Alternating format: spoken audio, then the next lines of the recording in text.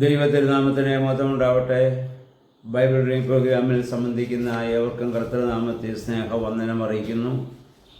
2 രാജാക്കന്മാരുടെ പുസ്തകം 19-ാം അധ്യായമാണ് നമ്മളിന്ന് വായിക്കുന്നത്. 18-ാം അധ്യായത്തിൽ നമ്മൾ ഹെസ്സക്കിയാ രാജാവിനെ കുറിച്ചാണല്ലോ നമ്മൾ വായിച്ചത്. ആഹാസ് രാജാവിൻ്റെ മകനായിരുന്നു.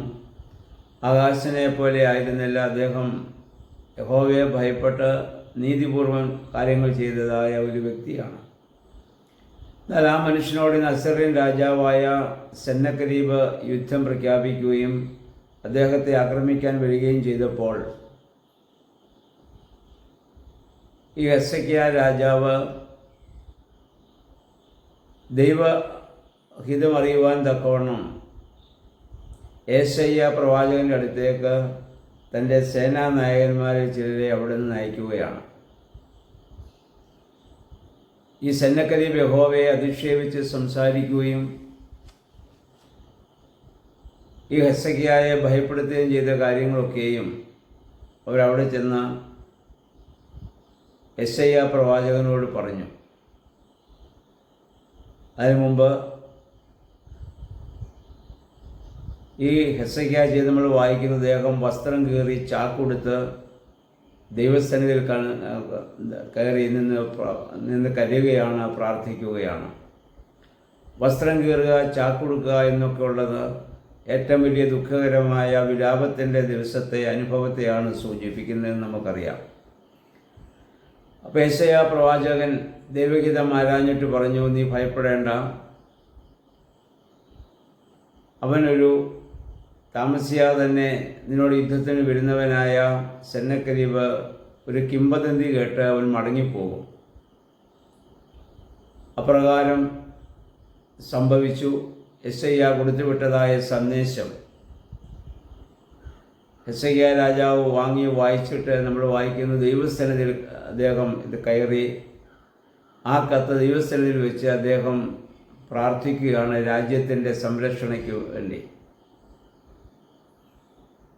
അദ്ദേഹത്തിൻ്റെ സകല ദുഃഖവും പ്രയാസവും ദൈവസന്നിധിയിലാണ് അദ്ദേഹം അവിടെ സമർപ്പിക്കുന്നത്. കാരണം ദൈവമാണ് തന്നെ ആത്യന്തികമായി സംരക്ഷിക്കുവാൻ സാധിക്കുന്നെന്നുള്ള വിശ്വാസം ഈ ഹെസ്സക്കിയാ രാജാവിനുള്ളത് കൊണ്ടാണല്ലോ അദ്ദേഹം അപ്രകാരം അവിടെ ചെയ്തത്.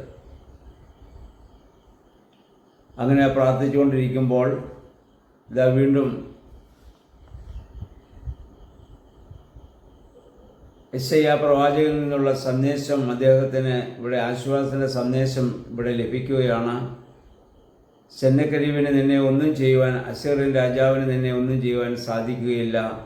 അതിൻ്റെ അടയാളമായി 2-3 അടയാളങ്ങൾ പറയുന്നു. നീ വിതയ്ക്കാതെ തന്നെ താനെ മുളയ്ക്കുന്നതിൽ നിന്ന് ഈ വർഷം നീ ഭക്ഷിക്കും. അതിനുശേഷം നീ കൃഷി ചെയ്യുമ്പോൾ വലിയ സമൃദ്ധി നിനക്ക് ലഭിക്കാൻ കാരണമായിട്ട് ഇത് തീരും.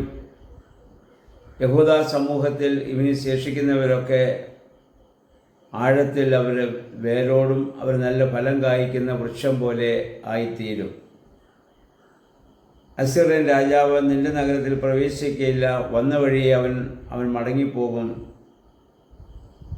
ഞാൻ ഈ നഗരത്തെ സംരക്ഷിക്കും.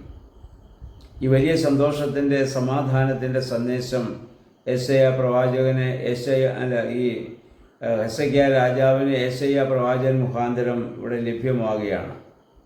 നമ്മൾ വായിക്കുന്നു, യുദ്ധത്തിനൊരുങ്ങിയതായ അസീറിയൻ രാജാവിൻ്റെ ആ കൂടാരത്തിൽ അന്ന് രാത്രി ദൈവദൂതൻ പ്രവേശിച്ചുള്ള 1,85,000 ശത്രുക്കളെ സംഹരിച്ച് കളഞ്ഞതായി, അല്ലെങ്കിൽ ഹെസ്സക്കിയായ്ക്ക് വേണ്ടി ദൈവദൂതനോട് യുദ്ധം ചെയ്യുന്നതായി നമ്മളവിടെ കാണുന്നുണ്ട്.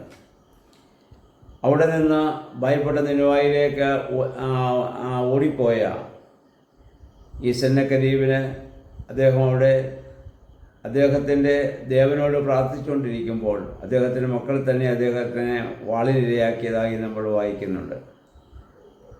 പ്രിയമുള്ളവരെ, നമ്മുടെ കർത്താവും ഗെത്സമനായിൽ പ്രാർത്ഥന കഴിഞ്ഞ് താഴേക്ക് വരുമ്പോൾ